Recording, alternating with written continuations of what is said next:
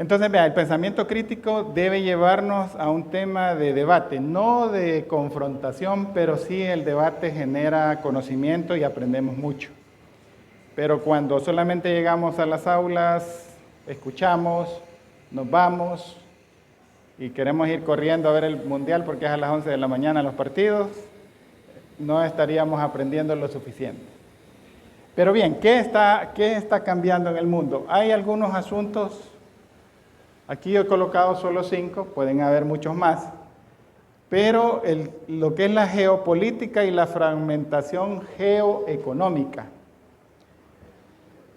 Tenemos la demografía mundial. Fíjense que cuando estaba preparando esta conferencia, ¿cuántos habitantes tenemos en el mundo? ¿Alguien tiene ese dato? ¿Cuántos habitantes habemos en el mundo? Somos 8.500 humanos caminando en esta tierra. 8.500 millones, 8.500 millones de personas. Eso es lo que tenemos en el mundo.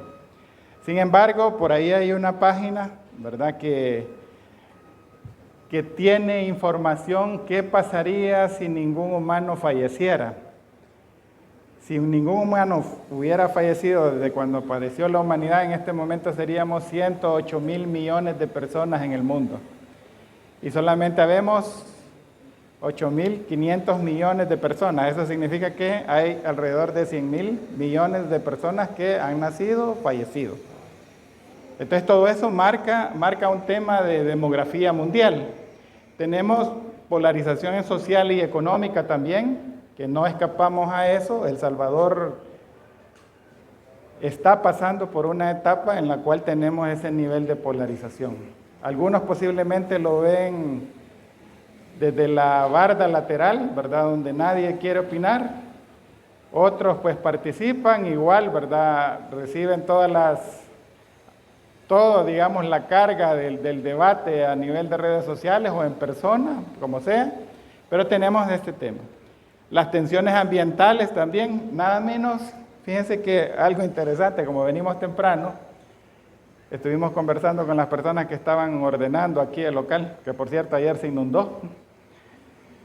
Y entonces, pues, hablando un poco de lo que había pasado con este tema del deslave que hubo de Guadalupe hace unos años, y entonces vemos que hay una alta vulnerabilidad ambiental. Pero es parte de lo que también tenemos que conocer. Y luego hay algo aquí que creo yo que les va a encantar, a muchos les gusta. Ahora mucho se habla de inteligencia artificial. Y todos decimos eso nos está amenazando. Pero quizás al final cada quien sacará una conclusión y verá que no es tan así como creemos. Si ustedes me dicen, yo me gustaría conocer la experiencia de Suecia, Noruega, Dinamarca, que son los países muy avanzados en materia de tecnología, pero por una suerte hemos nacido en El Salvador. Entonces en El Salvador las cosas son totalmente diferentes. Pero bien, voy a desarrollar un poco algunos temas con respecto a eso. Vean, la geopolítica y la fragmentación geoeconómica. Cualquier cosa que pasa en otra parte del mundo nos afecta.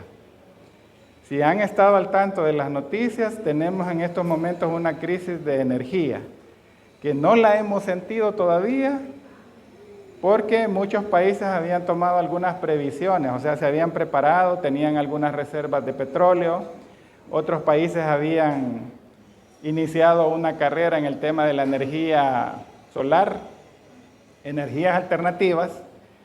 Pero en estos momentos, si ustedes han leído un poco las noticias, tenemos un problema geopolítico. Y ese problema geopolítico pues ha afectado a todo el mundo. En estos momentos pues hay países que han tenido que iniciar un tema de subsidios.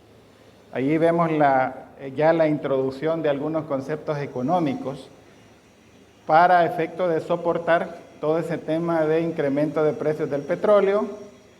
Quizás en esta zona alguien podría decirme, pero aquí no nos movemos tanto en vehículos, pero sí hay cultivos. Si analizamos esto, resulta de que todo el problema de Medio Oriente va a impactar en el tema de los fertilizantes, los abonos. Entonces, tal vez ahora en este momento no lo vemos, pero el próximo ciclo productivo agrícola, pues veremos de que los insumos agrícolas han subido de precio, lo que conocemos como inflación.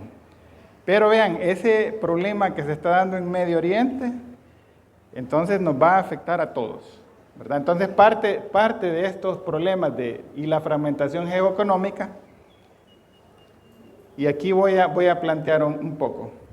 ¿Han escuchado el término tierras raras? Las tierras raras son minerales que se usan para la producción de alta tecnología. Alguna no la vemos llegar al país, porque es alta tecnología que muchas veces puede ser de propósitos para guerra, para causar daño, y ese tipo de tecnología no llega a estos países. Y si en caso hubiera la necesidad de traer tecnología, nada menos analizando el programa del gobierno, pues se decía que aquí tenía que haber energía nuclear. Cuando estamos hablando de energía nuclear, no estamos hablando de que vamos a trabajar con las laptops como estas que tenemos acá. Estaríamos hablando de alta tecnología, siempre con computadoras, pero con desarrollos y componentes que son altamente regulados. O sea, si lo van a traer de otro país, tiene que venir bajo alto control, estricto control. Entonces, la geoeconomía, lo que ha sucedido es que los países se han especializado con todo el desarrollo tecnológico en proveer materias primas. Si vemos al sur, Chile, ellos proveen cobre, hierro.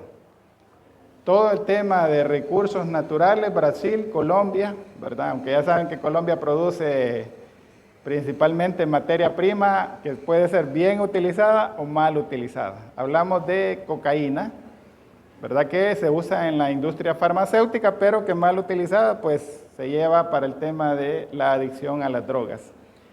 Y así podemos ir mencionando diferentes países que proveen una cantidad importante de recursos, ¿verdad? Y ese ha sido como digamos, su elemento principal con el cual se desenvuelve en la economía mundial. Medio Oriente ya sabemos que va a ser puro petróleo. Venezuela, ¿verdad? Que ustedes recordarán que en enero pues hubo un cambio y un movimiento ahí político y militar. Ahora el tema del petróleo está bajo un control diferente en Venezuela, pero son recursos naturales. Entonces la economía al final va fundamentada y se va fraccionando en función de para qué sirven esos países a la economía mundial. Contadores públicos, economistas, administradores de empresas, especialistas en mercadeo, todos debemos estar atentos a eso porque tarde o temprano en nuestras actividades profesionales eso toma un impacto. Vean, aquí tengo un gráfico, yo sé que los de atrás quizás no lo van a ver, pero para este año, vean que en 2025 el crecimiento mundial fue del 4.7%, estimado todavía porque no hay cifras oficiales, pero para este año el promedio andará entre 2.5 y 1.5%. Eso es lo que se estima de crecimiento mundial.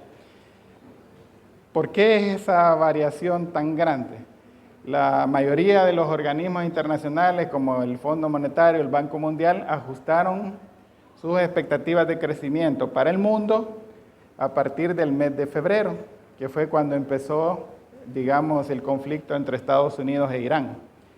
Entonces, esa proyección está para terminar el año 2026. O sea, no va a crecer mucho las economías.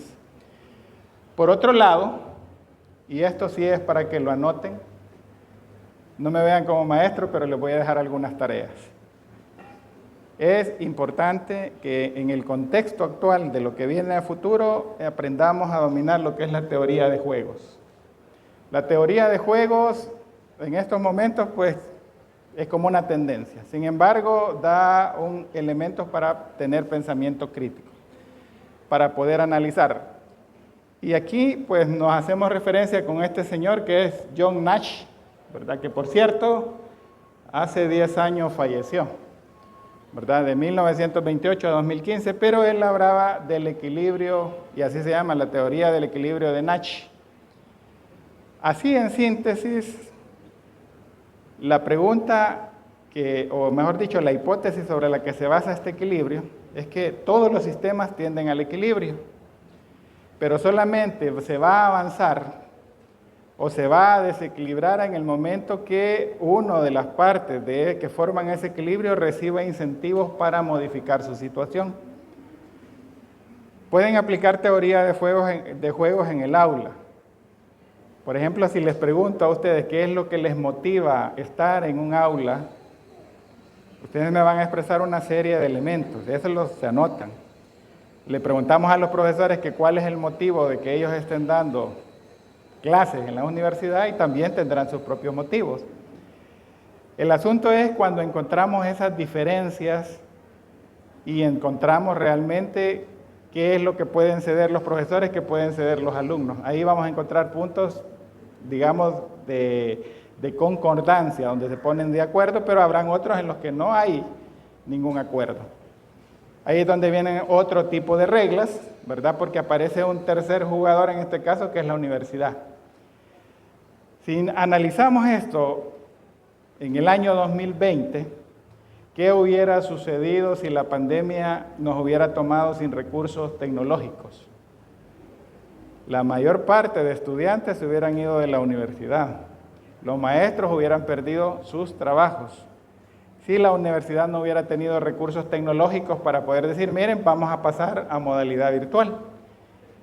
Entonces la teoría de juego nos lleva a colocar en la mesa todos esos elementos que también necesitamos considerarlos en todas las circunstancias del desarrollo profesional. Avancemos, la demografía mundial. Vean, aquí tengo un gráfico y la demografía de El Salvador, ahorita somos 6.7 millones de habitantes en El Salvador. Y dentro de esto, fíjense, tal vez no lo van a ver, yo les voy a dar la oportunidad de que tengan esta presentación. Pero el único rango de jóvenes donde hay más mujeres que hombres es en el rango de 20 a 24 años. Sin embargo, la población de este país, el 52.5, antes se decía 52, ahora ya es 52.5, contra el 47.5% de hombres que habemos en este país. Entonces, la mayor parte son mujeres. Desde el punto de vista mercadológico, ¿hacia dónde habría que concurrir el tema mercadólogo? Fíjense que hasta el marketing político va hacia ahí. No sé si ustedes estuvieron al tanto, pero hace unos días, hace unas 2 semanas, salieron unas publicaciones donde se da, digamos, apoyo a todo el tema que tenga que ver con iniciativas de mujeres. Se da tema de seguridad para mujeres y de hecho eso está entrando en las plataformas políticas. Entonces cualquiera diría, pero ¿qué tiene que ver eso?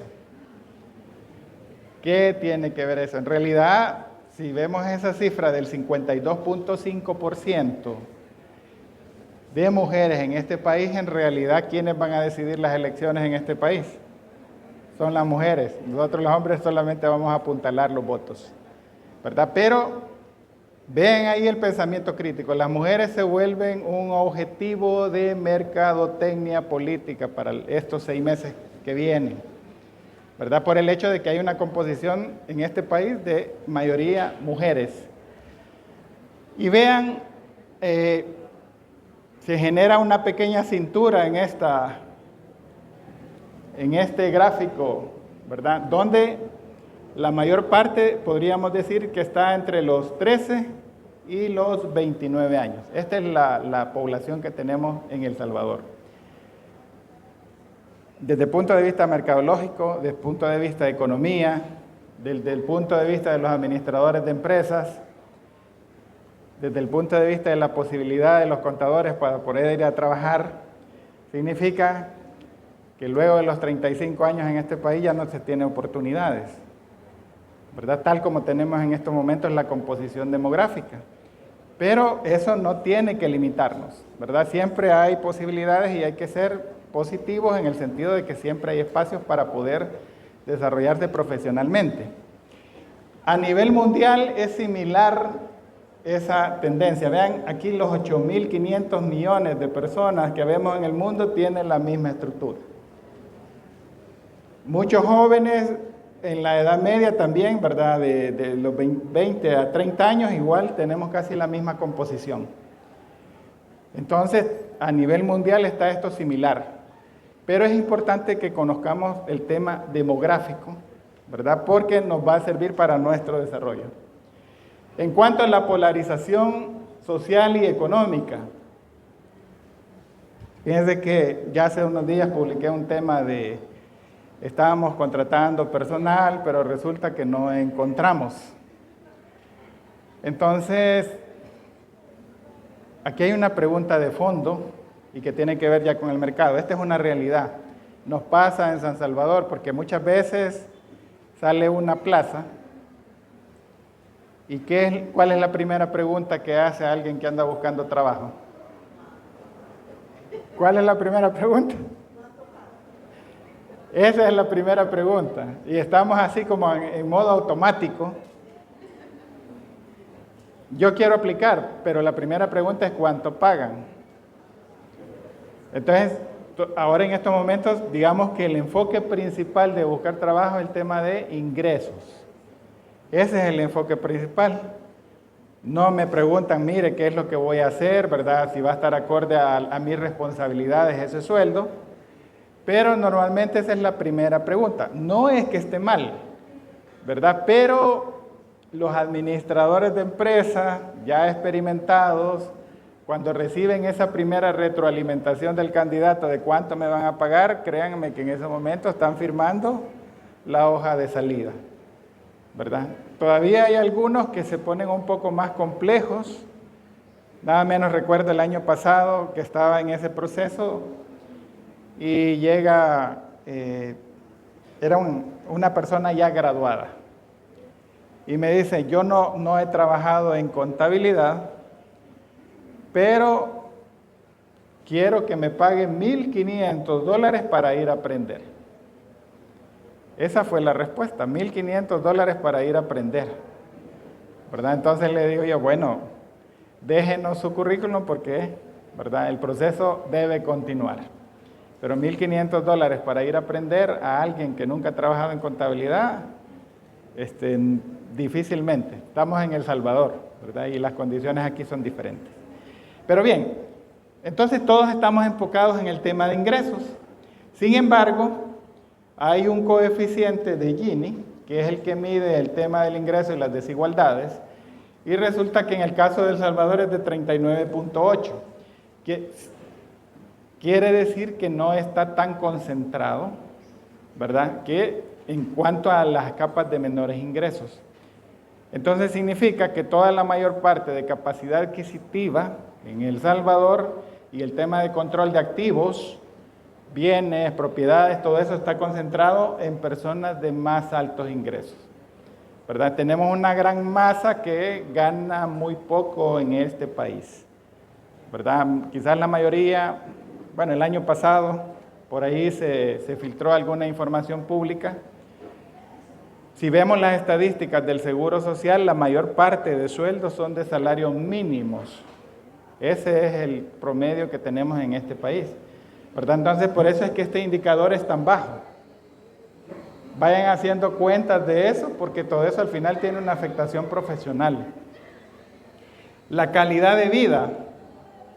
La calidad de vida en las zonas rurales, vean, tenemos el 41.3%, que es un índice de diferencia de calidad de vida en el campo. O sea que en el campo la pasan peor que nosotros en la ciudad. Sin embargo, en la ciudad es del 40%, ¿verdad? Según las estadísticas del Banco Mundial. Entonces tenemos una cantidad de elementos de desigualdad en cuanto a calidad de vida en este país, ¿verdad? Donde la mayor situación complicada la pasan en el campo. Luego hay un tema de polarización afectiva. Cuando decimos afectivos es, venga, démonos un abrazo, ¿verdad? Pero no nos queremos, ¿verdad? Nos abrazamos, pero no nos queremos. En este caso, hay una fuerte división de opiniones públicas que se alimenta por el debate y redes sociales. Muchos de nosotros, yo sé que tenemos que decir bastante en las redes, pero a veces no nos atrevemos. Y alguien dice, si yo publico algo, inmediatamente van a sentir esa gran lluvia, ¿verdad? De opiniones, puede ser positivas, puede ser que estés de acuerdo, puede ser que no. Sin embargo, hay que tomar algo muy importante de todo esto. Las redes sociales no son nuestra vida real. Entonces, lo que ustedes ven en redes sociales nada más es una expresión emocional y colectiva de personas. Y uno también tiene que fortalecer, ¿verdad?, su autoestima en el hecho que si le dicen por ahí algo en las redes, no se ponga a llorar, ¿verdad? Ni tampoco entre en depresión, ni tampoco se vaya al bar, ¿verdad?, a la cantina, a decir que ya va a pasar sus penas allá. No es así el asunto. Entonces, la vida de redes sociales es una vida ficticia.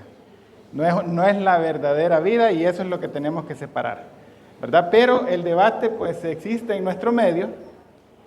Luego también tenemos los problemas estructurales. Fíjense que la Fundación Guillermo Manuel Lungo hizo un estudio el año pasado y el 62% de los encuestados identifica problemas estructurales en este país. Dentro de estos está la desigualdad, la inflación y el desempleo. Vean que el tema de la seguridad desapareció. Solo decir desigualdad, inflación y desempleo. Son tres elementos indispensables que como profesionales debemos dominar esos conceptos. Tenemos que saber cómo se deben tratar. Ahí es donde viene el tema de la innovación, pero además de eso también tenemos que tener muy cimentados los principios técnicos respecto a esos temas. Si pregunto, ¿qué es inflación? Tenemos que saber qué es, ¿verdad? Es el incremento de los precios, ¿verdad?, en una manera o una proporción variable respecto a ciertas condiciones. Ahí tenemos un concepto de inflación. Sin embargo, en estos momentos hay una tendencia en el mundo a hablar de estanflación. Todavía un poco más complicado porque resulta que los países no están creciendo, pero están teniendo inflación. Eso originado principalmente por la, digamos, emisión de moneda que se hizo en el año 2020. Todavía hay una cantidad de dólares de dinero que fue creado en 2020 que anda circulando por el mundo. Entonces, cuando hablamos de esta inflación, estamos hablando de que hay un leve crecimiento, no vamos a decir que no hay, sino que hay un leve crecimiento, pero también tenemos una alta inflación. Eso va a impactar empleos, va a impactar estabilidad de las empresas, va a impactar condiciones de vida, ¿verdad? El tema de bienestar también se ve modificado. Entonces, cada vez que nos dan un término como ese, en realidad tiene múltiples consecuencias. Y eso, como profesionales en el área de ciencias económicas, pues tenemos que manejarlos, conocerlos, estudiarlos a fondo, proponer soluciones. Pueden ser que no sean soluciones de nivel mundial ni de nivel nacional, pero pueden haber soluciones de nivel regional, ¿verdad?, de nivel local. Entonces hay que trabajar en esto.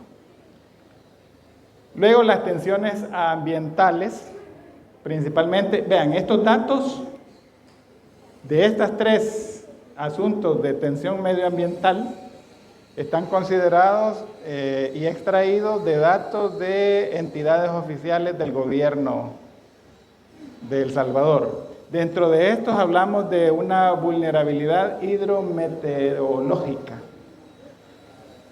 Aquí hay suelos que se saturan de agua y otros que prácticamente es una sequía. Que por cierto hay que prepararnos. Según los pronósticos, a partir de julio vamos a tener como 3 meses de poca lluvia. ¿Qué van a hacer los agricultores? Es un tema que hay que ir pensando, ¿verdad? ¿Cómo se va a hacer? Nada menos ayer, domingo, platicaba con una persona que es agrónoma y le digo, mira ahí, ¿qué es lo que están pensando ahorita en su región? Pues me dijo, ahorita lo que estamos pensando, me dijo, es que vamos a tener que generar con algunas comunidades, con algunas empresas que trabajan, con climas controlados, o sea que tenemos que trabajar en invernaderos, casas mayas, ¿verdad? Y mecanismos que ayuden a controlar un clima controlado para producción local. Porque ya producir afuera, en laderas y todo eso, con 3 meses que ya no llueva, van a perderse las cosechas. Pero ya ahí hay que tener una anticipación de eventos que están viniendo y que van a tener un impacto económico en nuestro medio. Luego, la degradación del suelo y el riesgo urbano. Fíjense que hemos venido por acá con el colega y aquí no vemos tanta construcción. Pero si ustedes van a San Salvador se está llenando enormemente de edificios. Nada menos ayer en la noche, después de la lluvia, aquí no hemos visto tanto desastre, pero si ya leyeron las noticias, San Salvador ha sido un pleno desastre. Hay un condominio en una zona residencial de alta plusvalía, o sea, los terrenos son bastante caros y las casas también, de gente de clase media hacia arriba, pero nada menos anoche evacuaron todo un condominio, ¿verdad? Por la vulnerabilidad que había respecto a deslaves. Entonces, este es un asunto que tenemos también aquí, la degradación del suelo. Y luego el estrés y la calidad hídrica. Levanten la mano a quienes toman agua filtrada, agua cristal. ¿Ok? Otros toman alpina, me imagino. No la levantaron. Fíjense que, digamos que ha sido una alternativa para consumir agua que no está contaminada. La mayor parte de cuencas o de ríos o quebradas o lugares donde se extrae agua están contaminados. Sin embargo, para los que toman agua filtrada, ponen unos aparatos ahí, el agua del chorro, ¿verdad? Está bien, pero para los que muchas veces por condiciones de trabajo y todo eso tomamos agua cristal y esas aguas que vienen desmineralizadas, todas esas aguas en realidad no le aportan nada al cuerpo. Entonces, platicando por una persona ahí que se dedica a temas de nutrición, me decía, no, cuando compres una botella de agua cristal, échale unos granitos de sal, porque esa agua en realidad no tiene ningún mineral. Te va a hidratar, pero no te aporta ningún mineral, ¿verdad? Entonces, por un lado tenemos cuencas, ríos, quebradas que están contaminadas, pero por otro lado, pues tenemos una solución, ¿verdad? Que es la venta de agua filtrada, pero que es desmineralizada. Entonces, ante ese mercado han aparecido las bebidas isotónicas. Ahí ustedes, cuando digo bebidas isotónicas, para los que estudian contaduría pública sabrán que hay una ley de impuesto específico a las bebidas isotónicas, ¿verdad? Que son esas bebidas hidratantes. A esas les ponen mineral. Entonces se ha generado un mercado de agua desmineralizada y si toma eso, después toma la otra, que es la que tiene minerales. Solo imagínense cuánto dinero circula alrededor de todos estos conceptos, ¿verdad? Pero son parte de lo que estamos viendo ahí, de la calidad hídrica y del estrés hídrico que pasa en nuestro país, que es parte del contexto en el que debemos trabajar. Llegamos a un tema de inteligencia artificial. Y acá, el primer problema que tenemos, o tal vez no sea problema, algunos lo podemos ver como problema por el hecho de que no comprendemos cómo se hace una automatización. ¿Cuántos de ustedes ya hicieron el intento de crear con inteligencia artificial un aplicativo que les haga la sustracción de los DTE, de la factura electrónica para poder procesar los libros de IVA? Si quieren lo ponen en una tesis, ¿verdad? Pero ahí hay un espacio. Fíjense que el año pasado en la firma llegó una señorita, la contratamos, pero me llegó pidiendo los aplicativos que se distribuyen gratuitamente en las redes. Entonces me dijo, ¿y a dónde están los aplicativos que están aquí? Los de las redes. No les voy a decir el nombre porque tal vez todos ustedes conocen. Pero le digo, no, no tenemos nada de eso aquí. Y entonces me dijo, ¿cómo es que trabajan el tema de los DTE? Le vamos a enseñar que el proceso que aquí se sigue ya no es como se hace con otros aplicativos, sino que hay un proceso que incorpora desarrollo de software a través de inteligencia artificial para poder tratar los temas de tratamiento de impuestos. Cuesta un poco porque hay que desaprender, hay que hacer que esas personas boten todo lo que traen y empiecen a cargar todo el nuevo sistema operativo del lugar donde se trabaja. Eso es importante. Pero entonces la hiperautomatización es algo que nos está, digamos, tocando la puerta a todos. ¿Y qué significa esto? No solamente a nivel de nuestras carreras, sino que a nivel de todas las carreras. Si ustedes quieren obtener un plano de ingeniería civil, ya hay software de inteligencia artificial que ustedes le piden y ahí les da todo el plano. Entonces eso ya, ¿quiénes están perdiendo ahí? Los arquitectos y los ingenieros. Todavía los maestros de obra la tienen bien porque ellos sí tienen que construir en la vida real, ¿verdad? Sin embargo, con este tema de la impresión en 3D, ya quizás muchos de ustedes han visto que hay casas que ya no las están haciendo con cemento, sino que con polímeros. Y eso implica que usted solamente en la computadora y manda a imprimir su casa. Entonces es un concepto diferente, ¿verdad? 1998 yo me recuerdo, estaba trabajando con unos extranjeros y por circunstancias de trabajo fui a visitarlos. 1998. Me cambiaron así de golpe el concepto de propiedad, planta y equipo. Porque fui allá y en una ladera tenía su casa el amigo compañero de trabajo, y le digo, ¿y cómo es que cómo conseguiste esta casa aquí? No me dijo, no sé, me dijo, porque esa pregunta nunca me la habían hecho. Me dijo, es como una pregunta de un niño preguntando cosas en un lugar donde no conoce. ¿Verdad? Yo me sentía así, porque el tema ese del autoservicio en las gasolineras también, en ese país yo ya lo vi desde el 98 y aquí llegó después, ¿verdad? Yo le decía, ¿y cómo hacen para cobrar? Y se quedaba mi amigo sueco y me decía, haces preguntas como que sos niño, me dice. Le digo, que vengo de El Salvador, no, allá no había nada de eso. Pero a lo que quiero llegar es que los conceptos cambian. En 1998 le pregunté, ¿y cómo hacen para obtener sus casas aquí? No, me dijo, aquí vamos al almacén y allá las compramos. Ajá, le dije, ¿en un almacén? Sí, me dijo, vas, ves el modelo, ves el terreno, me dice, y ahí la compras. Y en cuestión de 72 horas tenés tu casa, o sea, te la llegan, te la arman y eso es todo. Y le digo yo, pero ¿y cuando se van? No, la puedo desarmar y me la llevo.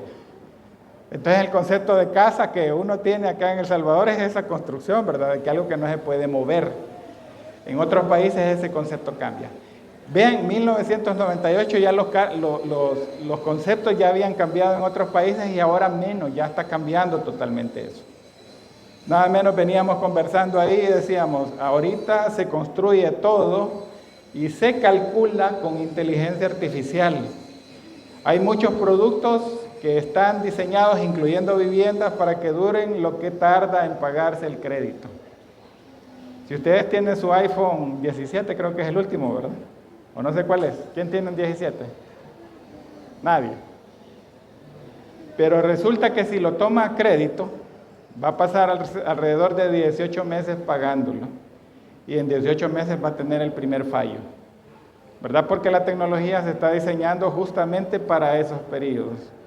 Y eso está calculado matemáticamente. Entonces, esa es la economía que estamos desarrollando ahorita. Es la economía un poco del reemplazo casi inmediato. Pero bien, este tema nos va a, digamos, a venir como una oleada. Ahorita El Salvador solamente está entrando en un tema de automatización. Todavía la industria no ha entrado fuertemente a eso. Pero llegará. Nada menos en el tema de salud, aquí en El Salvador, con este tema de la inteligencia artificial, resulta que hicieron unas mediciones y un médico que atendía a 5 clientes o 5 pacientes en determinado tiempo, lo pusieron a trabajar con inteligencia artificial y resulta que le redujo a un 20% el tiempo para poder diagnosticar las enfermedades. Entonces decía el otro doctor que estaba a cargo, pero lo que va a suceder ahorita es que entonces vamos a quintuplicar la capacidad de ese profesional para poder atender, digamos, a más pacientes. Si atendía 5, ahora lo multiplicamos por 5 y resulta que va a atender 25 personas en el mismo tiempo. Vean que esas son matemáticas simples, ¿verdad? Que es lo que de alguna manera simple se puede analizar, solo con el concepto de introducir inteligencia artificial, ¿verdad? Entonces está cambiando un poco los mecanismos de cómo trabajamos. No llegamos a la conclusión de saber si realmente eso era cierto o no, pero ya habían algunos datos que habían obtenido de ese proceso de evaluación, ¿verdad? Que son procesos que hay que analizarlos con más tiempo. No es que ya en un día lo sacamos y ya mañana vamos a tener los resultados. Hay que hacer muchos análisis sobre eso. Y eso también cambia la forma en cómo viene un tema aquí, que es el comportamiento ya a nivel agregado, a nivel masivo de personas. Yo creo que aquí les puedo hacer una pregunta a las señoritas. ¿Cuánto tiempo pueden ustedes esperar en una parada de buses a alguien? ¿Cuánto tiempo pueden esperar a alguien en una parada de buses? Quizás no pasan ni 10 minutos, ¿verdad? Entonces vean, esa forma de comportamiento no es que esté mal, lo que pasa es que eso se ha masificado. Ahora queremos el resultado inmediato. Queremos que el resultado se obtenga, ahora empezamos y en los próximos minutos ya queremos el resultado. La inteligencia artificial nos ha facilitado eso, ¿verdad? Porque aquellos procesos que podían tardar semanas, ahora es cuestión de minutos y tenemos resultados. Entonces, esa ansiedad por tener resultados inmediatos, pues nos lo está resolviendo la inteligencia artificial. El otro elemento que trae la inteligencia artificial es el análisis predictivo. Le voy a preguntar al profesor aquí cuál es el promedio de la nota de estadística en la facultad. ¿Cuánto podría ser el promedio de la nota? ¿Quiénes tienen ventaja en este mundo trabajando con inteligencia artificial?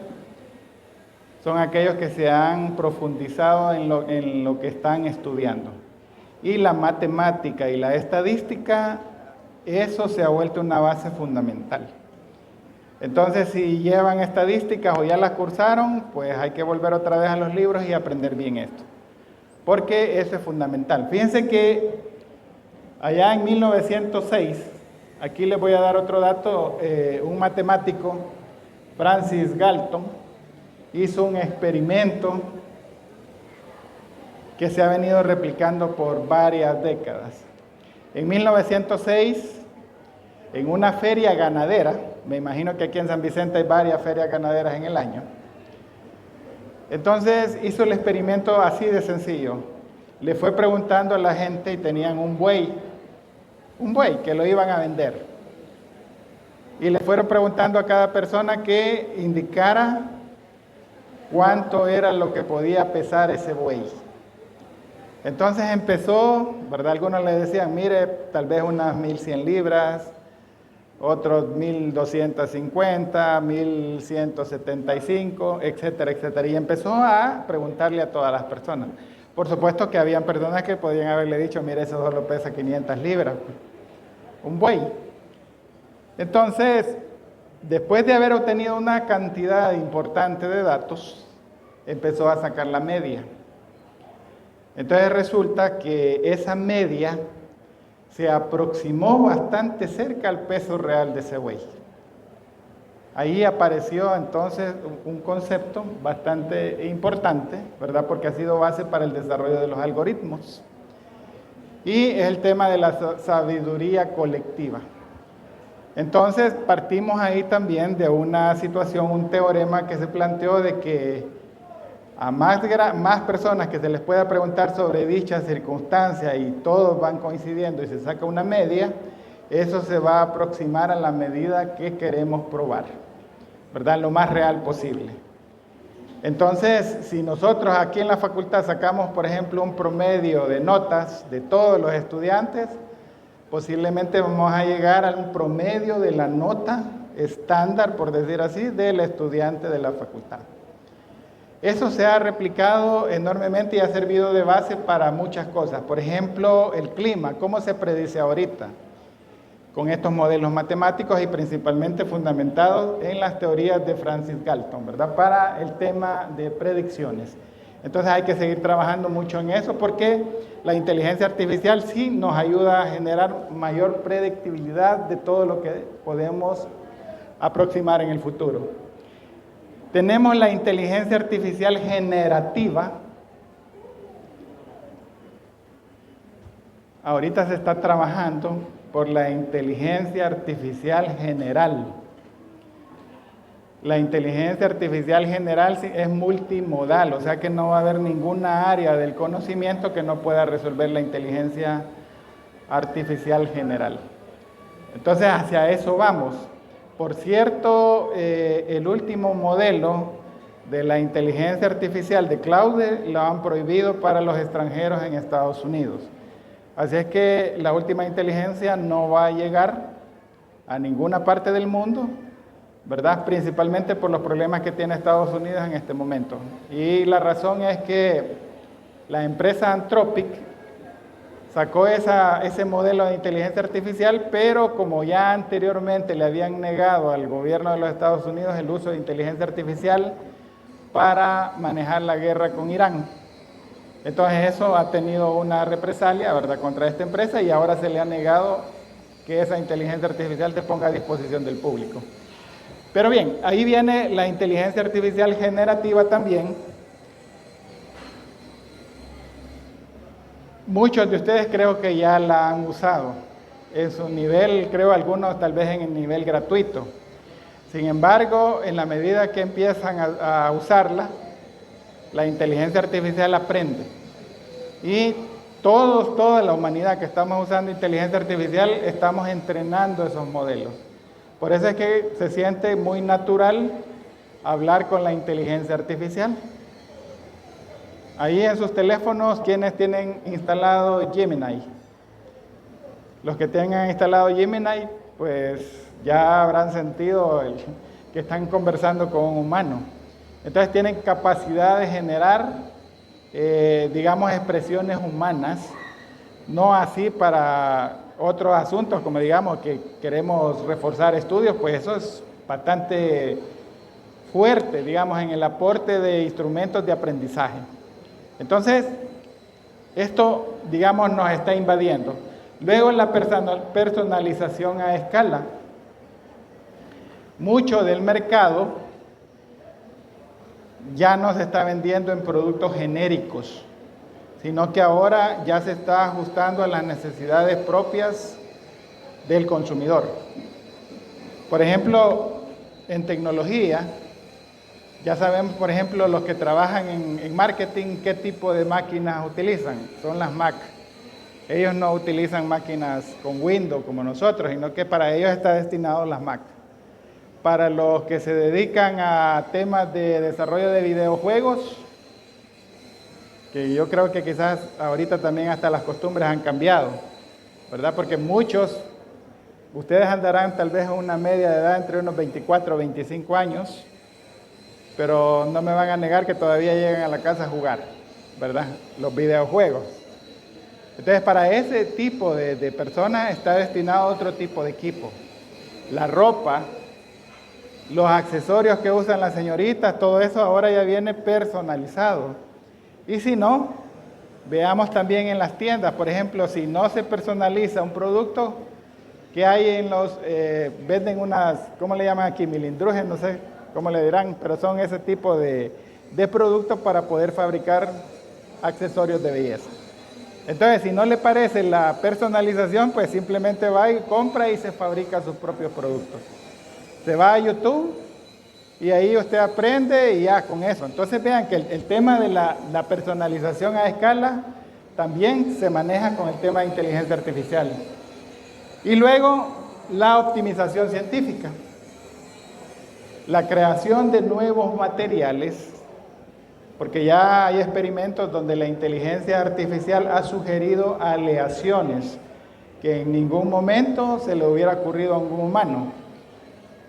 Pero también hay cosas en el tema científico que es necesario poner límites éticos, porque resulta que han habido ya peticiones a la inteligencia artificial donde le han preguntado: dame la composición química de un gas que sea letal para la humanidad. Entonces, lo que ya se conoce, ahora lo ha sintetizado la inteligencia artificial y es capaz de proponer ese tipo de productos, ¿verdad?, que afectan a la humanidad.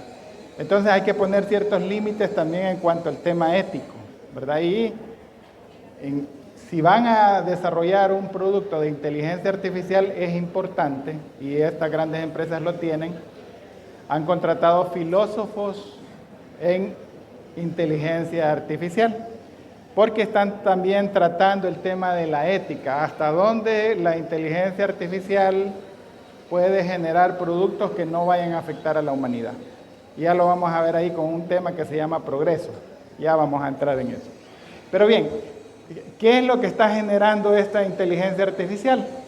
Hay un concepto y un término que se llama profesional aumentado. Así se llama, profesional aumentado. ¿Qué significa? Un profesional bien preparado con estas herramientas de inteligencia artificial es capaz de responder de manera inmediata a las exigencias sociales, económicas, ¿verdad?, o de mercado. No se trata de que lo vaya a sustituir, pero debe convertirse en un profesional aumentado.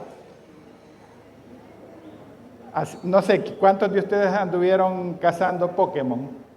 ¿Se acuerdan que hace unos años, antes de la pandemia, había eso? ¿Alguno de ustedes participó de eso, de andar cazando Pokémon? Fíjense que en el lugar donde yo vivo, cuando entró eso de la moda de andar cazando Pokémon, eso es prácticamente realidad aumentada. Entonces, el lugar donde vivía yo había exceso de vigilantes. Y llegó un muchacho como a las 2 de la mañana diciendo que quería cazar un Pokémon y que estaba atrás del portón y que lo estaba viendo en su teléfono. Claro, el vigilante no lo dejó entrar porque le dijo: mire, usted está viendo visiones, ¿verdad? Lo que ha venido a hacer aquí a las 2 de la mañana no es para personas normales. Pero él estaba trabajando con un concepto de realidad aumentada, ¿verdad? Entonces, eso de trabajar cazando Pokémon está en los teléfonos, es realidad virtual. Lo mismo que un concepto que apareció con el creador de Facebook, en Meta, que es el metaverso. También es un tema de realidad aumentada. Entonces, este profesional aumentado, cuando nos referimos a él, es un profesional que es capaz de utilizar herramientas tecnológicas para potenciar todas sus habilidades. Y eso es lo que vamos a encontrar quizás en los próximos años, ¿verdad? Pero es parte de la tendencia. Bien, a estas alturas hay algunos conceptos que es necesario que los tengamos claros. ¿Realmente tenemos innovación, disrupción, o solo estamos evolucionando o estamos progresando? Aquí vamos a ver 4 conceptos que es importante que los dominemos. Primero, la evolución. La evolución, en estos casos, es un cambio natural, ya sea de personas, de procesos, de acuerdo a los ambientes en que desarrolle, estamos evolucionando. Entonces, cada uno de ustedes véase cuando inició la universidad y véase ahora. Usted podrá decir: ¿he evolucionado como estudiante? Sí, han evolucionado, ¿verdad? Algunos posiblemente ya estén muy avanzados en su carrera y su nivel de evolución es mayor que otros compañeros. También hay que decir que hay otros compañeros que no evolucionan para arriba, sino que hacia abajo, ¿verdad? Esa es una involución, ¿verdad? Aprenden a ir a la universidad, pero nunca se gradúan. Entonces también eso no, es una especie de evolución, pero no es una evolución positiva. Entonces, todo va evolucionando en cuanto a tecnologías, en cuanto a procesos, en cuanto a formas de vida, en cuanto a bienestar económico, bienestar social, todo eso va en evolución. Hay otro término que es el progreso. Vean que todos esos son términos que muchas veces los usamos como sinónimos, pero no significan lo mismo. Entonces, una persona o un proceso o una tecnología puede evolucionar, pero no necesariamente puede representar progreso. Porque en el progreso vamos a incluir una variable que es la ética. Entonces, podemos hablar de progreso cuando éticamente estamos buscando el bienestar de una persona, de una sociedad. Entonces ahí podemos decir que ha habido progreso. Entonces partimos de un concepto de evolución y vamos generando pasos, pero con el concepto ético. Ahorita tal vez ustedes estarán pensando, pero allá en Estados Unidos e Irán ahora han hablado de misiles supersónicos. ¿Ha evolucionado la guerra? Sí. Pero no estamos progresando, porque la guerra no trae progreso, porque no representa un beneficio para los demás. O sea, éticamente está cuestionado. Entonces el concepto de progreso, eso está cambiando. Innovación. No es igual a la evolución, ni es igual a progreso, pero la innovación requiere, digamos, la aplicación de ideas para aplicarlos a las tecnologías. Eso es innovación. Entonces no puede haber en este caso, y váyanse ya aquí ubicando en si es innovación o es disrupción. Porque la innovación es, partimos de lo que ya está, le aplicamos ideas, desarrollamos tecnológicamente o mejoramos procesos, ¿verdad? Cambiamos, hacemos que esto incremente, si es producción, pues aumenta productividad, bienestar para las personas, tienen más tiempo, etcétera, etcétera. Eso es innovación. Y tenemos este otro elemento que es la disrupción. Entonces la pregunta es, ¿El Salvador tiene una sociedad disruptiva? Cuando hablamos de disrupción significa que hay un quiebre en todo lo que existe. Y la disrupción lo que lleva es a crear condiciones desde cero, mercados que empiezan desde cero. Por ejemplo, cuando surgió la computadora, ¿qué es lo que desapareció? Desaparecieron las máquinas de escribir. Desaparecieron las imprentas, los tipógrafos fue una profesión que murió con las computadoras. Entonces, cuando hablamos de disrupción, significa que aparece un nuevo estadio en la realidad que lleva a terminar, digamos, la existencia de otras actividades, totalmente. Entonces hay un quiebre de la realidad.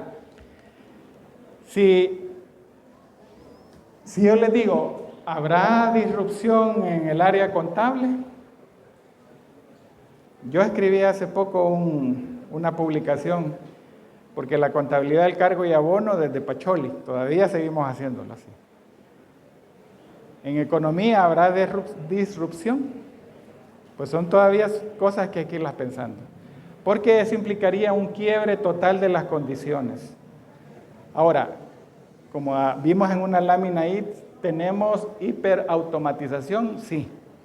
Eso cambia algunas realidades, pero la pregunta es si hay disrupción, porque en este caso debería de existir un nuevo mercado, deberían existir nuevas opciones y quizás tal vez cambiar algunas cosas respecto a la profesión. Pero hasta ahorita ni la contabilidad, ni los administradores de empresas, ni los economistas, ni los mercadólogos realmente tienen en un horizonte cercano, digamos, una situación de que van a ser sustituidos. Eso no es así, por lo menos en el caso de El Salvador. Entonces, la disrupción sí es de futuro, pero todavía en nuestro país no llega. Ahorita a duras penas estamos entrando en una etapa de automatización, ¿verdad? Todavía estamos procesando DTE, todavía hacemos facturas entrando a los software y nosotros decidimos qué facturar. Entonces todavía hay, digamos, bastante acción humana. Entonces, 4 conceptos importantes para nuestras profesiones. La evolución, progreso, innovación y disrupción son 4 conceptos diferentes y no son lo mismo, ¿verdad? No es lo mismo. Tenemos que manejarlos cada uno en su verdadero significado. Porque cuando nos hablan de disrupción, muchas veces nos da miedo. Y de hecho, el mercado mundial siempre nos asusta a los profesionales y nos dice, mire, este es un mercado o una realidad disruptiva. Pero ubiquémonos en nuestra realidad. Todavía nos quedan varios años, ¿verdad?, para decir de que la innovación con la disrupción, que es este último término, la innovación disruptiva, pueda llegar a sustituir, digamos, algunas actividades profesionales. Todavía no llegamos a eso. Así es que el nivel profesional, como he mencionado, todavía tiene espacio y no hay que bajar la guardia en cuanto a prepararse. Sí hay que aprender a usar herramientas, sí, eso es importantísimo. Pero bien, algunos ejemplos, solamente para tener claridad. Aquí he puesto solamente 2. En el caso de los vehículos, cuando un motor de un vehículo pasa de 4 cilindros a 8 cilindros, eso es una evolución. Cuando usted pasa de una computadora como las que existían allá por 1980, que eran computadoras 486, ¿verdad?, a pasar a una computadora Pentium, como las que tenemos ahí más pequeñas, ¿verdad?, que eran unos cajones bien grandes. Entonces, esto es evolución, ha evolucionado. ¿Cuándo progresa? Cuando incorporamos mejoras éticas que ayudan al bienestar de las personas. Ahí hay progreso. Por ejemplo, cuando los vehículos tienen los cinturones de seguridad, esa es una mejora. Cuando mejoraron los frenos de los vehículos, que son ABS, ya no son de disco, no son de tambor, como decían antes, ¿verdad? Eso ya es una mejora. Entonces estamos hablando de progreso. Ya cuando hablamos de innovación, estamos hablando de automóviles eléctricos. Quitamos el tema de la quema de combustible de petróleo y ya pasamos a vehículos eléctricos, que ese es parte de la innovación que está, digamos, desarrollándose ya en el mundo. En China, la mayor parte del parque vehicular ya está cambiando a ser eléctrico. Aquí no tenemos trenes todavía, pero fíjense que tuve 2 oportunidades he tenido de subirme a trenes eléctricos. La primera vez pues fue en este país, Suecia, viajando casi a 250 kilómetros por hora, no se siente. Y otra vez pues fue en Madrid, que por cierto ahí se descarriló uno de esos trenes, pero ahí se viaja a 300 kilómetros por hora. Viajar de Madrid a Barcelona, que está a 600 kilómetros, va en 2 horas, ¿verdad? Entonces viajan a 300 kilómetros por hora, esos son trenes eléctricos. Pero eso es innovación. Y luego la disrupción. En el tema del transporte, la creación de plataformas de viajes compartidos. Para los que han tenido oportunidad de viajar a Centroamérica, por ejemplo, ahí nomás en Nicaragua, ahí agarraban, bueno, ellos decían los colectivos, pero el concepto de colectivo aquí en El Salvador es tomar el bus. Pero allá en Nicaragua, ¿cuál era el colectivo? Es toma un taxi, se sube, más adelante le hacen la parada al taxi y se suben otras personas. Y así, ese es el concepto de colectivo. Ahora pensemos, ¿realmente el Uber, el InDrive, es una creación nueva? Pues es parte de la innovación, pero al incorporarlo en plataformas virtuales, pues han llegado a un tema de disrupción. Ya los taxis amarillos tienen poca probabilidad de competir porque todo el mundo tiene ahora en su teléfono el Uber y el InDrive y creo que hay otras plataformas por ahí. A eso sí es disrupción en tema de transporte. Otro ejemplo, en la banca, la automatización interna, ¿verdad? Ya antes se hacía físico, usted iba al banco, firmaba un documento, Lo procesaba la cajera o el cajero en ventanilla y luego ese papel lo mandaba y lo archivaban, lo microfilmaban y todo un proceso administrativo a partir del documento físico. ¿Cuándo entra el progreso? Con el tema de la inclusión financiera y regulación. Fíjense que aquí en un pueblo de Santana,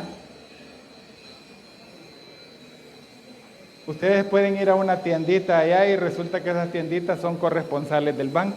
Creo que aquí también en San Vicente debe haber. Pero ya no es necesario ir a una sucursal, sino que usted va a la tienda y esos son corresponsales de los bancos.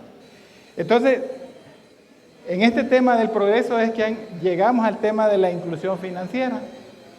Entonces, todo eso, como es beneficio para la colectividad, podríamos decir que la banca generó un progreso ahí y generó leyes también de inclusión. Entonces, estamos hablando de progreso en la banca. ¿Cuándo entramos luego después a la innovación? Que ya no es necesario ir al banco. La pandemia en 2020 aceleró la innovación. Al principio nos vimos emproblemados porque de repente no podíamos ir al banco, pero aparecieron las plataformas en el teléfono. Si yo les pregunto a ustedes, ¿quiénes tienen ahora banca electrónica en sus teléfonos? Creo que la mayoría, pues. Y los que no tienen cuenta, pues sus papás les pueden generar una cuenta con una cantidad de dinero disponible para que ustedes gasten, ¿verdad? Entonces se genera un concepto de inclusión. Luego la disrupción. Aquí ya estamos hablando de otros conceptos en el tema de la banca, estamos hablando de fintech o de las finanzas basadas en tecnología. Entonces, en las finanzas basadas en tecnología ya no solamente estamos hablando de dinero real, sino que de dinero digital. Si les pregunto, ¿algunos de ustedes han escuchado hablar sobre el dólar digital? ¿Alguien que ha hablado? Levante la mano quienes han escuchado hablar del dólar digital. ¿Del colón digital? Ok, es parte de las tareas que tienen que investigar, porque resulta que en el tema de la banca, en la medida que han ido avanzando los gobiernos, estamos hablando de moneda digital.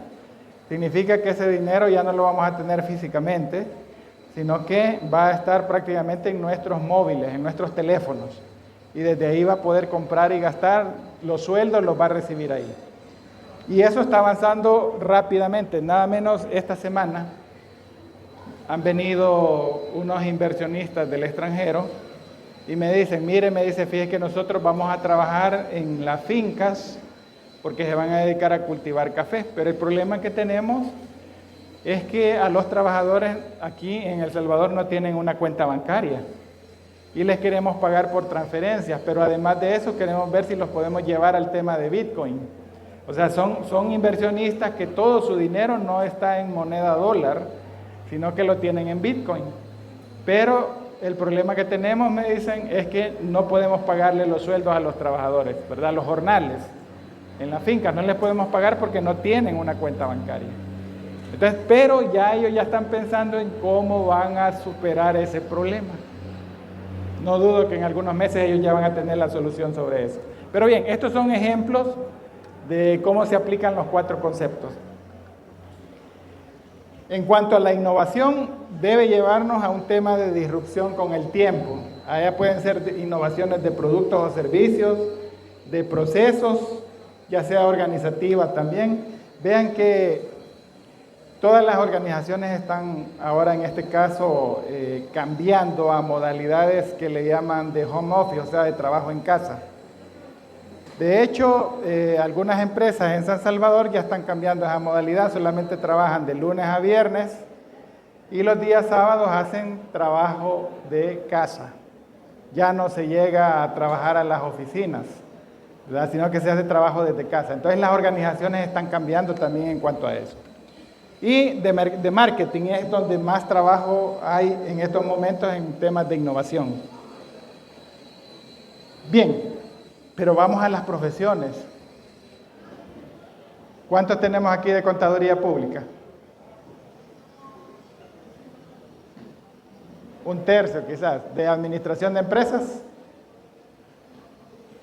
Tenemos quizás otro tercio. ¿De mercadeo? Sí, aquí creo que la mayoría tenemos de mercadeo. De economía, me dicen que aquí no hay de economía, ¿verdad? Ok, es una carrera que en la Universidad de El Salvador, digamos, el plantel principal, allá sí hay economía, pero también cada vez es menos. Pero bien, aquí ya vienen entonces las acotaciones para cada profesión. Y tenemos 10 aspectos fundamentales. Para los que somos contadores públicos, debemos internalizar estos 10 aspectos. Tenemos que integrar la inteligencia artificial y la automatización en nuestros trabajos. No es que la inteligencia artificial va a trabajar por nosotros y nosotros no vamos a hacer nada, sino que tenemos que integrarlas. Sin embargo, esto tiene algunos riesgos. Por ejemplo, si ustedes no se integran en este momento a trabajar, en ningún momento van a pasar de la categoría de personas que ingresan como nuevos al mercado laboral. Una alternativa a estas en las universidades puede ser, por ejemplo, las pasantías. Durante un año, por ejemplo, el último año de la universidad, incorporarse a una empresa para practicar.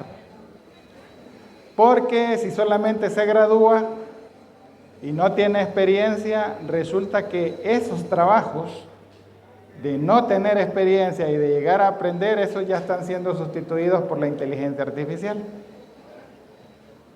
Ahorita ya existe un proceso, y con propiedad les digo, yo ya lo he probado en la firma, donde obtenemos las facturas electrónicas, desde ahí se procesan los impuestos, pero automáticamente se cargan en el software de contabilidad y ya solamente es cuestión de hacer análisis y obtener los reportes financieros para la toma de decisiones. Eso es un trabajo que no lleva más de 10 minutos. Lo que posiblemente ahorita tengamos en algunos lugares donde no aplican ese tipo de innovaciones, será de 2 o 3 meses de retraso. Entonces, llevar esas situaciones de los que ingresan al mercado laboral, que no manejen esas herramientas, pues entre 3 meses y 10 minutos, pues preferirán en las empresas los de 10 minutos, ¿verdad? Personas que puedan manejar esa tecnología. Entonces tenemos que integrar la inteligencia artificial. Tenemos que conocer sobre análisis predictivo y Big Data. Me recuerdo que a veces cuando uno hace auditorías en empresas que no están muy tecnificadas, todavía tenemos esas concentraciones de partidas de diario o de registros. Dicen, hay que hacer la concentración diaria y solo hacemos un registro por día. Eso ya desapareció, ¿verdad? Entonces quiere decir que ahora cada evento se registra y al registrar cada evento significa que entonces en el mes tenemos una cantidad de datos enorme. Fíjense que como una experiencia, como ya hay software de auditoría, recibiendo una capacitación de una distribuidora de software, ¿verdad? Porque ese es el que usábamos en la firma.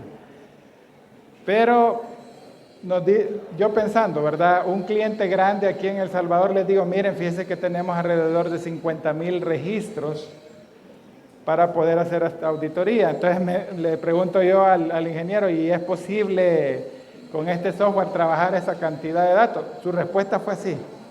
No se preocupe, me dijo, que recién acabamos de cargar un conjunto de datos de 50 millones de registros. Y yo estaba con 50,000, ¿verdad? Entonces me dijo, prácticamente no es nada. Entonces cuando estamos hablando de Big Data, significa de trabajar con esa cantidad de información, ¿verdad? Que la inteligencia artificial nos ayuda a sintetizar en menos tiempo y hacer los análisis respectivos. Entonces, contadores públicos, a trabajar con análisis predictivo y Big Data. Toda esa cantidad de información financiera puede ser procesada, analizada, y ahí es donde viene el tema del valor, ¿verdad? El agregar valor al trabajo del contador público. Proponer datos, soluciones, análisis, etc. Vienen otros elementos también en cuanto a la contabilidad, que es la tecnología blockchain y contabilidad distribuida. Ya es conocido de ustedes que el único país en el mundo que legaliza empresas de activos virtuales es El Salvador. Está la Comisión Nacional de Activos Digitales. Acá en El Salvador ya hay una gran cantidad de empresas que están viniendo a registrarse, aunque sus operaciones no las desarrollen en El Salvador. Pero requieren algunos momentos del trabajo de los contadores públicos, donde solicita, ¿verdad?, por lo menos empezar a hacer el diseño inicial de lo que es la contabilidad distribuida, que eso ya no estamos hablando de documentos físicos, sino que estamos hablando de cadena de bloques, criptografía, y ahí hay que trabajar mucho en esta parte de contabilidad. Luego, ciberseguridad y gobernanza de datos, desde las cosas más sencillas. Cuando uno trabaja en contabilidad, y a veces uno va a San Salvador y de repente se encuentra colegas que están trabajando en el McDonald's, en el Burger King, y a veces les he dicho yo, miren, ¿y cómo hacen para trabajar aquí? No, me dice, aquí tengo internet gratis, y se conectan a la red pública de esos lugares. En realidad lo que deja ahí es una gran brecha de seguridad de la información. Entonces, como recomendación, solo para hablar un pequeño tema de ciberseguridad, no se trabaja en redes públicas, ¿verdad? Igual si la universidad tiene internet gratuito para los estudiantes, también es una red pública. Si van a trabajar asuntos delicados de información, no deben trabajar en esas redes, ¿verdad? Porque quedan expuestos a la vulnerabilidad. Ahora tenemos leyes de protección de datos y hay alguna información que se hace pública o se la roban, entonces créame que va a tener un problema legal, ¿verdad? Un problema judicial. Así que por aquí está el compañero que hace temas de peritaje, ¿verdad? Que son cuando llaman ya al profesional contable para efecto de analizar, ¿verdad?, cuáles han sido las fallas en ciberseguridad. Los contratos inteligentes, que esa es nueva modalidad también, operan solamente estas empresas de alta tecnología y solamente existe una moneda virtual en la cual se pueden hacer contratos inteligentes, es Ethereum. No vayan a pensar que blockchain, Solana, Cardano y todas esas monedas virtuales se pueden hacer contratos inteligentes. No, solamente con Ethereum se puede, que es una moneda virtual. Si ustedes me preguntan, ¿y por qué solamente esa? Es porque tienen la infraestructura tecnológica y los procesos para reconocer los hechos reales en un contrato. Entonces, explicándoles de una manera sencilla, pueden tener un contrato donde alguien acuerda pagarle una cantidad a otra persona o proveerle de algún bien. Entonces el contrato inteligente se llama así porque se autoejecuta. Monitorea condiciones de la vida real, por supuesto alguien tiene que estar alimentando esa información, y cuando esas condiciones se manifiestan en el software, automáticamente el contrato se ejecuta, ¿verdad? Entonces no voy a entrar en más detalles, pero esa es la mecánica, cómo funciona un contrato inteligente, que es lo que tenemos ahorita en el Código de Comercio, pero hay que empezar a estudiar ese tipo de contratos que ya no tienen una presencia física. El trabajo de los notarios ya no es, digamos, de intervenir en crear ese tipo de contratos, porque ya estamos hablando de marcos tecnológicos. Entonces los notarios y los abogados también, digamos, que pierden un poco de influencia en esas actividades. Sostenibilidad y la contabilidad ambiental, social y de gobernanza. Esto no está en los programas de las universidades. Si yo les digo cómo se mide o cómo hacemos para valorizar la brecha de carbono, vean lo que les estoy comentando, brecha de carbono. Y ahorita les digo, ¿qué están respirando ustedes en estos momentos? Hay una cantidad de carbono que estamos respirando y estamos liberando. Entonces, como es un tema de contaminación ambiental, todavía hagámoslo un poco más complejo. ¿Cómo hacemos para valorizar esas toneladas de carbono que respiramos o que se libera en las industrias? ¿Cuánto es? ¿Qué valor tiene? Todo eso tiene que ver con la contabilidad de futuro. Hagámoslo todavía más complejo. ¿Y qué pasaría si generamos lo que se denominan bonos de carbono y se pueden vender y comprar en la bolsa de valores? Alguien por ahí, ¿verdad?, sugirió en la cumbre de Kioto que había que pagar, ¿verdad? Los países desarrollados iban a aportar una cantidad de dinero para aquellos países que accesaran, ¿verdad?, por toneladas de carbono que se liberan en las industrias. Entonces todo eso ya se vuelve más complejo, pero son actividades de futuro que la contabilidad debe considerar. Acá en el país, pues, algunas industrias, ¿verdad? Yo conozco solamente un par de industrias que han calificado para temas de bonos de carbono y entonces reciben dinero, ¿verdad? De ahí obtienen financiamientos importantes para ir generando innovaciones, ¿verdad?, en la industria. Pero bien, lo dejo ahí porque es parte de las investigaciones que hay que realizar. Luego, finanzas descentralizadas. La parte previa de esto fueron las finanzas islámicas. Si alguno de ustedes encontró algún término y vayan a averiguar ahí qué son las finanzas islámicas, fueron una versión previa de las finanzas descentralizadas. Solo que las finanzas descentralizadas tienen que ver con tecnología, dinero virtual, formas de financiar operaciones en la vida real, pero eso también requiere registros, contabilidad y diseño de modelos de negocio. Entonces, todo eso también debemos considerar. Luego, las tecnologías regulatorias. Todavía no es común aquí la firma electrónica, pero ya, por ejemplo, el registro de comercio, para los que ya tienen una actividad real, profesional, han visto ya en el registro de comercio que ya no necesita llegar allá, bastará que ingrese a su computadora, las firmas vienen electrónicas, pero todo eso está regulado, ¿verdad? También hay nuevas tecnologías, hay nuevas leyes respecto a este tema, que es necesario que se conozcan. Luego tenemos el tema de la computación cuántica. Esto ya son desarrollos de alta tecnología. La velocidad de proceso, lo que tenemos ahora es ínfimo o muy pequeño respecto a la computación cuántica. Estamos hablando de centros de datos, ¿verdad?, que manejan esto a una velocidad que todavía no podemos imaginar en este país, ¿verdad? Y por último, las habilidades blandas. De las habilidades blandas hay de dos tipos. Están las interpersonales y las intrapersonales. Entonces, cuando hablamos de habilidades blandas,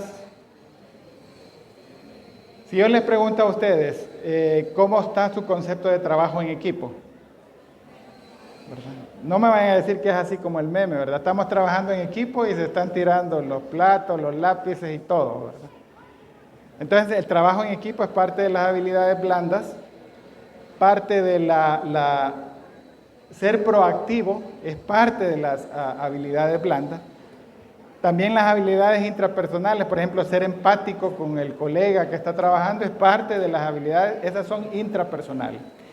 Entonces, el tema de habilidades blandas hay que considerarlo dentro de los pensum y además de eso dentro de los temas de capacitación continua de la profesión. Pero bien, dejo ahí esos 10 elementos de aspectos que tenemos que internalizar como contadores públicos. Bien, aquí tengo un resumen. ¿Cuáles son los impactos de la inteligencia artificial? Primero son la eliminación de tareas repetitivas. O sea, todo aquello que es repetitivo, por ejemplo, digitar una partida de diario, compras. Esa es una tarea repetitiva que se da todos los días. Eso puede ser automatizado. Entonces, todo lo que puede ser repetitivo, pues se automatiza.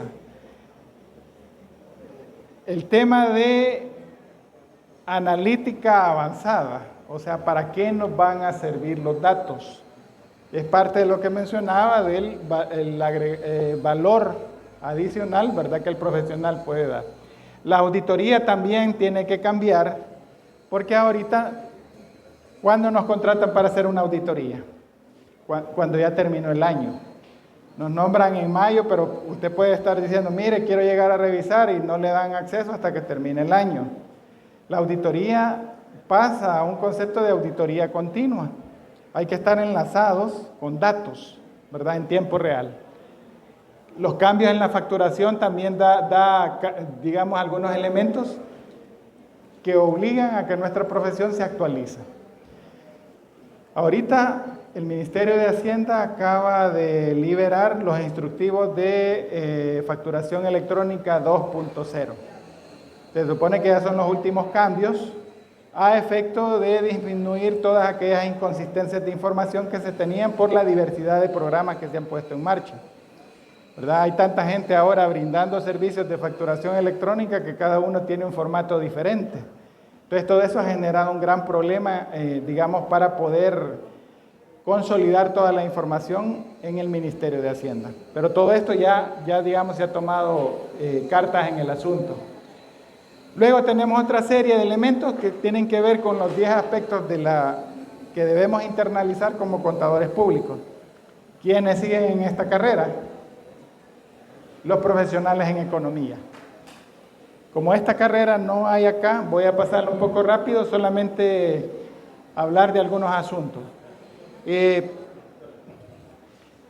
¿Alguno de ustedes ha escuchado del programa R o Python? ¿Alguno de ustedes ha trabajado con Python acá? Si pueden aprender Python, se van a sacar 10 en matemáticas, estoy casi seguro, ¿verdad? Porque Python es, digamos, como el lenguaje de programación para científicos en las áreas de matemática y estadística. Entonces, ese es un lenguaje que lo tenemos que dominar, digamos, en el corto plazo. Pero voy a agregar otro elemento aquí, me voy a pasar del tema del Big Data y consumo de datos, la tokenización. Los economistas deben ser capaces de trabajar en modelos de negocios o modelos económicos que consideren el tema de la tokenización. Cuando estamos hablando de token, estamos hablando de la desmaterialización de las transacciones económicas. Usted puede tener, por ejemplo, la propiedad de un bien que existe en lo físico, pero lo puede tener a través de un token, ¿verdad? Algo que le da valor y que le da derecho a tener la propiedad, aunque sea en una forma parcial, de un bien que existe en la realidad. Para resumir, entonces esos modelos de negocios son de interés de los economistas. Veamos otro elemento importante, que ya me voy a ir al último, que es la ética algorítmica. Porque resulta que la inteligencia artificial puede generar sesgos de discriminación hasta ciertos sectores. Entonces, hay peticiones, por ejemplo, ustedes a la inteligencia artificial al inicio podían... Por ejemplo, voy a decir algo aquí, pero no es que se vea desde el punto de vista ofensivo. Por ejemplo, la palabra negro, definiéndose a personas, eso nunca lo van a escuchar en una inteligencia artificial, porque eso es discriminativo. No pueden hablar de pobre, ¿verdad?, en el sentido despectivo. Se habla de la pobreza, pero no se habla de pobres. Entonces vean que la inteligencia artificial y los modelos económicos también tienen que estar desarrollados hacia un sentido de no generar discriminación. Y con el tema tecnológico, pues es muy susceptible de poder generar ese tipo de asuntos. Fíjense que en cuanto al tema de los algoritmos, que es lo que rige toda la tecnología informática y la inteligencia artificial, ¿alguno de ustedes conoce Grok? ¿Quién ha usado Grok? ¿Quién tiene X en su teléfono? Lo que antes era Twitter. Resulta que si ustedes entablan una conversación con Grok, a Grok no le han cambiado los algoritmos, los sesgos.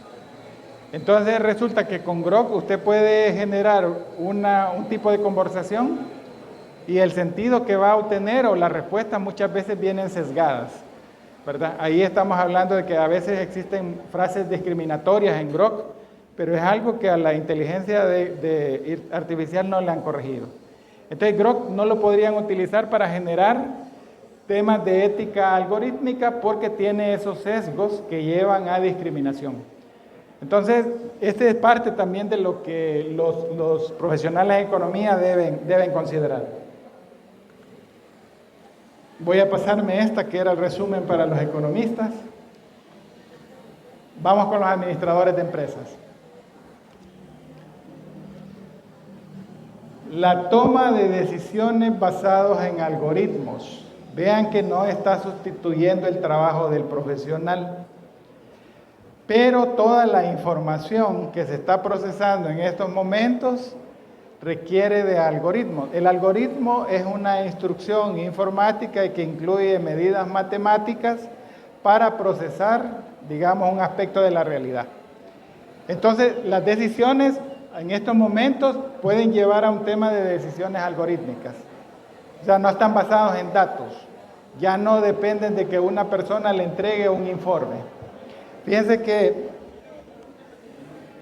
San Salvador, que es el lugar donde más desarrollado está el tema de tecnología en el país, ustedes van y hablan, por ejemplo, con un gerente financiero de una gran empresa, y algo que van a notar si alguna vez visitan una de estas oficinas es que muchos de ellos tienen una pantalla de tamaño gigante en su escritorio. Si alguna vez tienen oportunidad, uno puede ver ahí y resulta que en un tablero de una pantalla, ahí tiene todas las variables de control algorítmico de la empresa. Y ellos lo llevan al día, al momento, al minuto. Fíjense que les voy a contar una experiencia. Resulta que en un centro comercial, ahí en un lugar de comida, pues un día en la mañana en un desayuno vacío, y llegué y le digo al gerente, ¿y por qué está tan vacío? No, me dice que nadie puede entrar al centro comercial. ¿Y por qué? Le digo. Yo entré por el otro portón del centro comercial y me dice, no, me dice que en el portón principal ahí hay un fallecido, mataron a alguien ahí en la entrada. Entonces nadie podía entrar al centro comercial. Y entonces le digo yo, ¿y cuál es el problema que tienen ustedes ahorita? No, me dijo, ya ahorita ya me llamaron 2 veces de la oficina central y me están diciendo que qué está sucediendo con esta sucursal que no está impulsando las ventas como se debe. O sea, estaban en la mañana, a plena 7 de la mañana, y ya los tenían monitoreados porque el nivel de ventas, cada vez que alguien llega y paga o hace una orden de comida, inmediatamente eso está monitoreado en una sede central. Entonces, a eso se llama tomar decisiones algorítmicas. O sea, la información está en línea. Son diseños de sistemas que nos lleva a eso. Luego, la gestión de la fuerza laboral híbrida, los humanos más las máquinas. Todavía algunos, y yo a veces le digo a alguna gente, mire, puede usar todas las herramientas, inteligencia artificial, modelos, que aquí no le vamos a decir nada. Porque en algunos lugares pues la gente utiliza inteligencia artificial, pero lo hacen a escondidas. Y en realidad lo que estamos teniendo ahora es un tipo de fuerza laboral que es la persona altamente calificada con el uso de herramientas de última tecnología. Estamos hablando, lo que dije al inicio, de un profesional aumentado. Entonces, un profesional que no maneja alta tecnología para hacer su trabajo, realmente no va a tener los resultados inmediatos que demanda el puesto, el cargo laboral o los resultados que la empresa necesita tener en tiempo real. La hiperautomatización, que ya hemos conversado al inicio de eso, la transición de modelos a modelos de negocios en plataforma. Todos los modelos de negocio están migrando a plataformas. Y ahora es muy común encontrar negocios que crean sus propias app para teléfonos, ¿verdad? Para computadoras, y todo se hace directamente. Por ejemplo, un ejemplo así muy marcado son las empresas de alimentos. Tienen sus propias app, ahí hay ofertas, hay mercadotecnia, hay medios de pago, etcétera. Todo está incorporado en la app. Todo eso son modelos de negocios que los administradores de empresas deben dominar. Luego, organizaciones descentralizadas y ágiles. Ya no se habla de jerarquía, sino que se habla de redarquías. Cuando estamos hablando de descentralización, El ejemplo más común fue en la pandemia. Todo el mundo en su casa, con su computadora, su conexión a internet y trabajando en un ambiente que no están prácticamente bajo una jerarquía vertical, sino horizontal, en conexión directa con la jefatura, los responsables, las unidades. Entonces, todo el tema de las organizaciones está pasando a un tema de jerarquía, a este término que es redarquías, ¿verdad? Entonces, una organización más horizontal, más eficiente, ¿verdad? Que es lo que ha impulsado el tema de la tecnología. Luego, la personalización masiva y analítica de clientes, que ya conversé un poco sobre eso. Para ser profesor, por ejemplo, ahorita, ¿qué usamos? Usamos pizarra, usamos pantallas, pero una personalización nos llevaría a que una universidad nos debería de dar esas pizarras electrónicas en las que somos capaces de escribir y que automáticamente se vaya eso grabando en un archivo, ¿verdad? Para una distribución directa a los estudiantes. Entonces, eso sería una personalización para los docentes. Pero es parte de lo que se maneja también en los modelos de negocio. Y luego volvemos otra vez, igual que los economistas, al tema de la ética tecnológica y el liderazgo empático. O sea, ya no puede ser aquella persona que diga, solo yo sé hacer esto, sino que ahora el tema es liderar, hacer que la gente eleve su nivel con el manejo y habilidades, ¿verdad? Uso de tecnología. Y ya para ir terminando, los que son de marketing, que creo que es la mayoría acá. La inteligencia artificial generativa se vuelve un co-creador de contenido. Para hacer marketing ahora, por ejemplo, podemos pedirle a la inteligencia artificial que nos haga un banner, una publicidad, solamente le damos los parámetros. Si usted no se considera muy guapo para salir en cámaras, pues crea un avatar, ¿verdad? Y ese avatar va a hablar por usted y va a hacer la presentación de los productos y servicios de una manera que traiga trabajo a la empresa, ¿verdad? O se autogestione trabajo también, porque es posible que en el futuro ya no sea tanto de aspirar a un puesto de trabajo, pero sí de generarse trabajo a sí mismo. O si en el caso, pues va a trabajar a esas empresas grandes, ¿verdad? Hay gente que ha trabajado en la universidad, o mejor dicho, ha estudiado en la Universidad de El Salvador y ahora los vemos ubicados en mandos medios o mandos importantes dentro de empresas multinacionales, ¿verdad? Pero ¿por qué desarrollan todas esas habilidades? Por ahí me decía mi colega, profesor, estamos tratando ahorita de que los estudiantes hablen. Y estamos haciendo ejercicios para que puedan hablar con el resto de personas. Entonces el tema de la comunicación se vuelve importante, porque eso nos da una ventaja para efecto de comunicarnos con la inteligencia artificial. El tema de las cookies, toda la información que tiene que ver con captar información del público, eso ya está pasando de las famosas galletitas que le aparecen ahí en las pantallas. Ahora ya por el tema de legislación todo eso está cambiando a una recolección de datos de manera directa. Ya no se puede colectar masivamente información y luego después ponerla a disposición a venta en bases de datos. Sino, un ejemplo sencillo de esto. Ahorita ya ningún banco le llama para ofrecerle tarjetas de crédito. Si ustedes han notado, ya en el mercado los bancos ya no están llamando para decirle, mire, le tenemos una tarjeta de crédito aprobada, ¿dónde se la enviamos?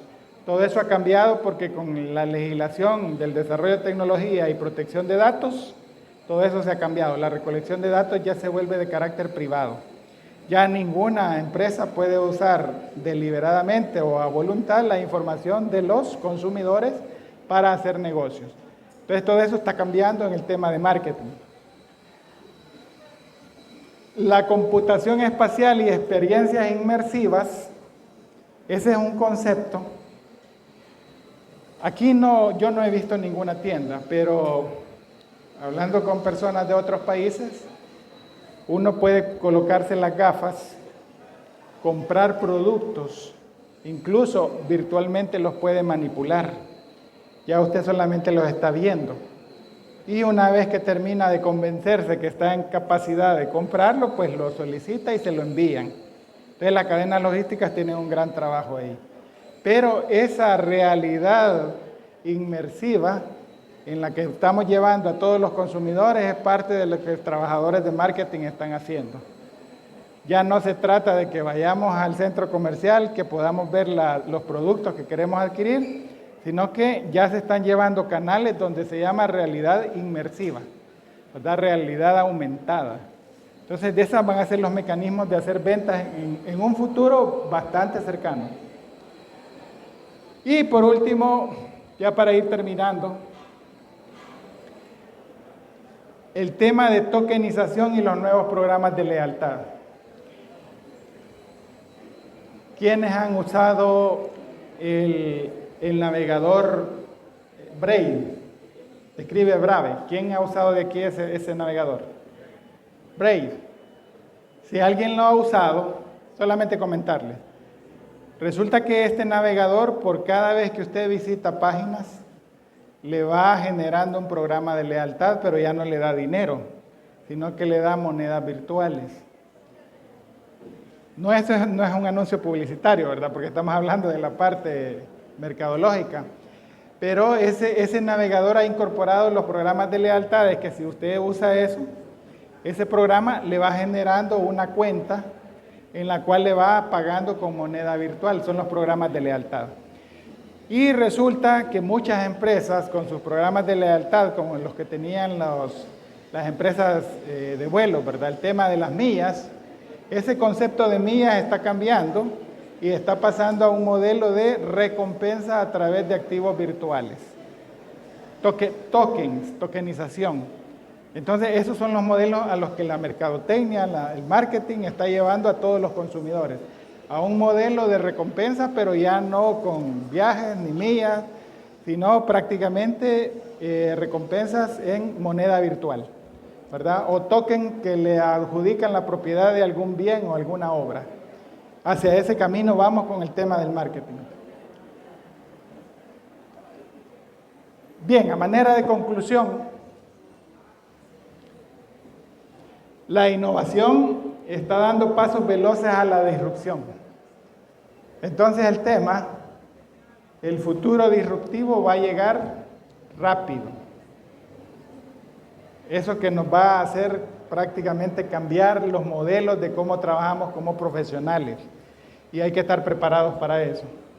Luego, el profesional de las ciencias económicas debe internalizar y dominar las nuevas herramientas y técnicas para seguir en el juego. Un contador que haya perdido su capacidad analítica, de análisis financiero, de proponer estrategias de impuestos, de hacer planificación tributaria, de generar pronósticos de cómo va a resultar una actividad en la que se esté iniciando la empresa, ese contador que no domine esos elementos y las herramientas, pues la va a tener un poco limitada en su desarrollo profesional. El análisis de riesgo es una circunstancia que ya no podemos dejar pasar, ya que la materialización de ser relegado es real. Si su trabajo o una actividad es susceptible de ser automatizada porque es repetitiva, y usted solamente se queda en ese nivel del ser repetitivo, de ser un digitador, entonces definitivamente esa tarea puede ser sustituida con facilidad. Entonces, el no estar preparado para otro nivel superior implica que está en un alto riesgo, ¿verdad?, de que pueda ser sustituida a su puesto laboral. Entonces, tenemos que trabajar en elevar nuestras capacidades. Y por último, nunca dejemos de aprender. Bien, muchísimas gracias.